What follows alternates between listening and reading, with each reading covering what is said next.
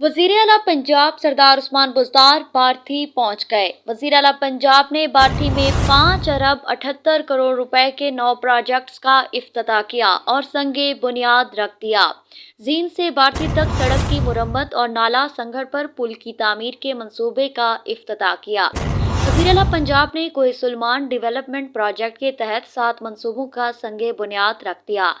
7 तरक्याती मंसूबों पर 5 अरब से ज्यादा लागत आएगी। तहसील हेडक्वार्टर अस्पताल बार्थी की 60 बेड तक अपग्रेडेशन, कोहे सुलेमान में सिविल वेटरनरी डिस्पेंसरियों के कयाम, border military police check post और थानों के मंसूबों का भी संगे बुनियाद रखा। जिला में 7 border military police check post और थाने 12 करोड़ रुपए की लागत से तामीर होंगे। वजीर आला पंजाब सरदार उस्मान बुज़दार ने कोहे सुलेमान में तहसील complex, Kohe Sulaiman public school of excellence projects का भी संगे बुनियाद रखा।